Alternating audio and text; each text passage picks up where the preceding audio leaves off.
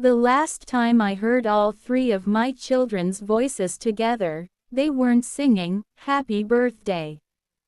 They were telling me to disappear.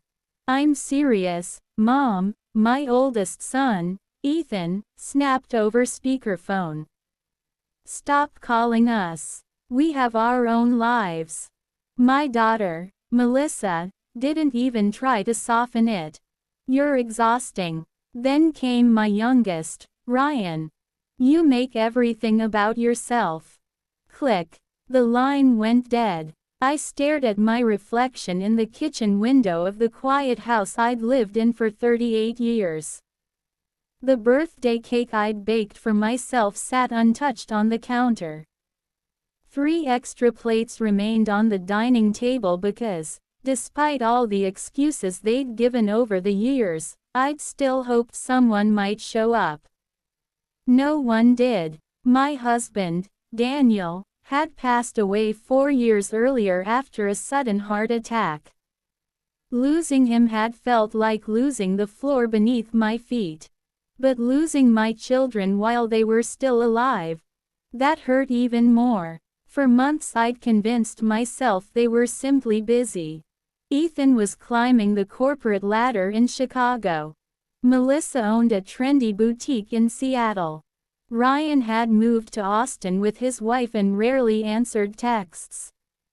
Every holiday became another excuse.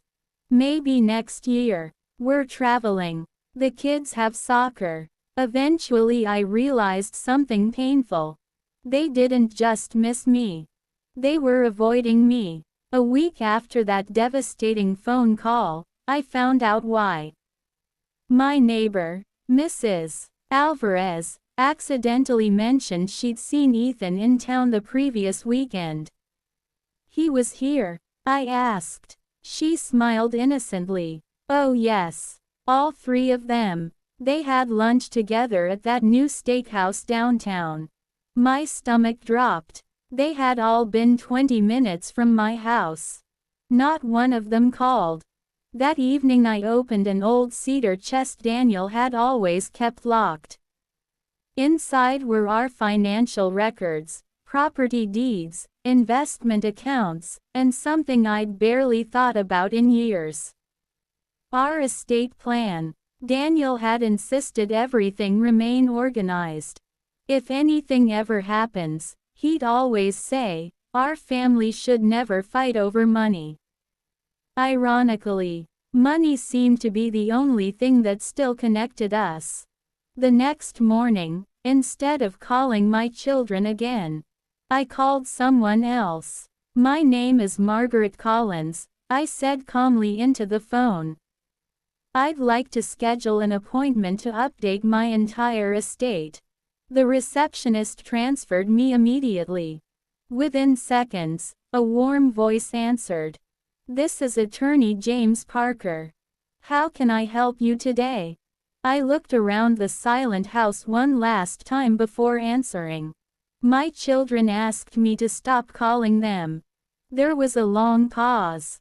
Then I quietly added, "So I think it's time they heard from my lawyer instead." Attorney James Parker didn't rush me. He listened as I told him everything. How my children had slowly disappeared from my life after Daniel passed away, how every phone call became an inconvenience, and how my birthday ended with the words, "Stop calling us." When I finished, he folded his hands. "Mrs. Collins," he said gently, "changing your estate is your decision. But make it because it's what you truly want, not because you're angry." His words stayed with me for a week. So instead of acting immediately, I decided to test something. I sent each of my children the exact same message. "I'd love to see you. No special reason. Just dinner this Saturday if you can make it." Hours passed. Then days.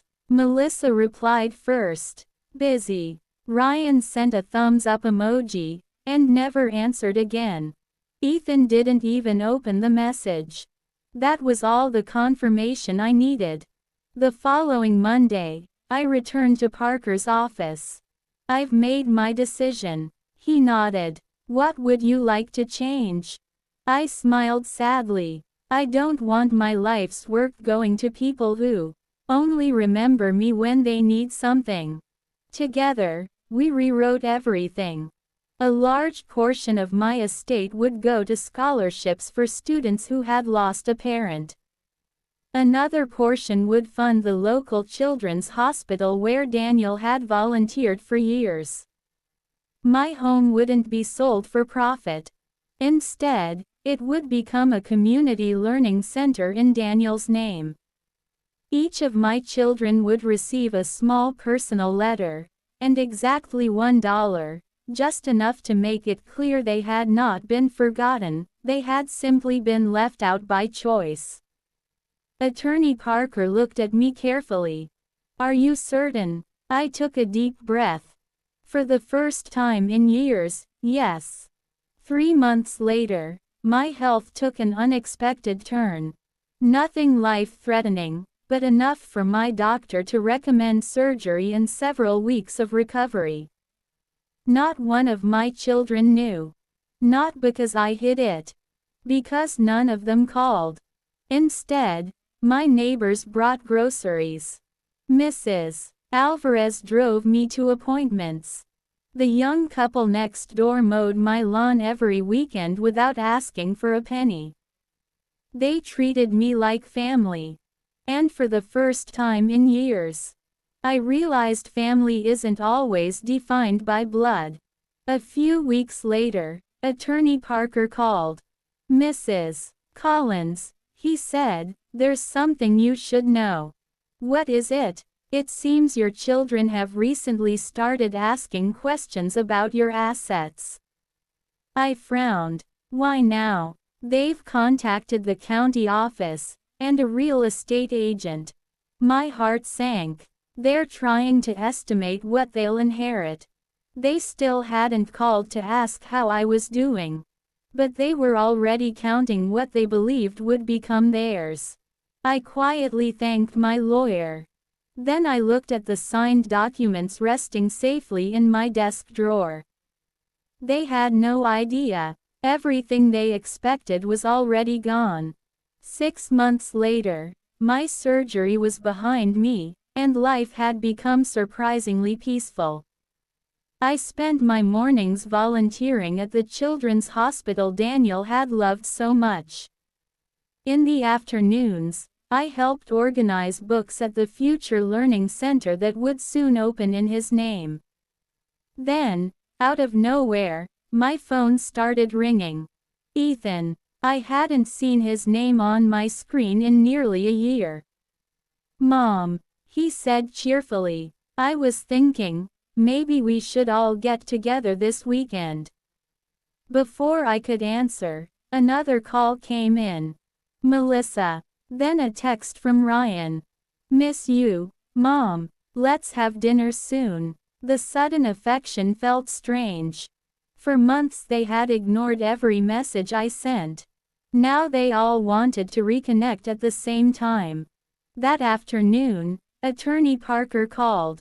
I think I know why they're reaching out. He explained that a clerk at the county office had mentioned my home was being transferred into a charitable trust. The paperwork was public record, and word had spread faster than anyone expected. They've realized something has changed, he said. I wasn't surprised. For the first time in years, they weren't calling because they missed me. They were calling because they feared losing an inheritance. That Saturday, all 3 of my children arrived at my house together. It was the first time they'd been under my roof since Daniel's funeral. They brought flowers, a cake, even a framed family photo. Melissa hugged me tightly. We've been so busy, Mom. We want to make things right. Ryan nodded. Family should stick together. Ethan smiled awkwardly. Let's forget the past. I invited them inside and served coffee. We talked for nearly an hour, about work, vacations, and the grandchildren. But no one mentioned why they had really come. Finally, Ethan cleared his throat. "So, we heard you met with a lawyer." The room fell silent. I looked at each of them before answering. "Yes." Melissa forced a smile. "Was it estate planning?" "It was." Ryan leaned forward. "You didn't change anything important, did you?"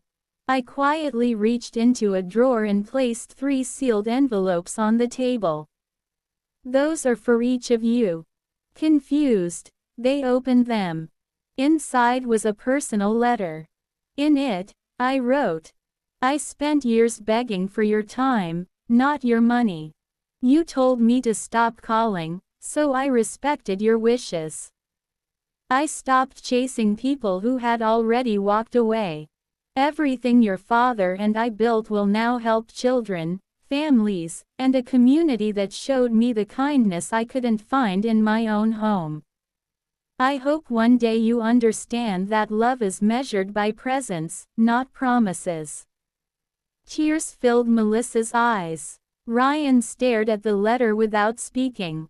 Ethan whispered, "Mom, we made a terrible mistake." For the first time in years, they understood that the greatest thing they had lost wasn't an inheritance. It was the relationship they had chosen to abandon.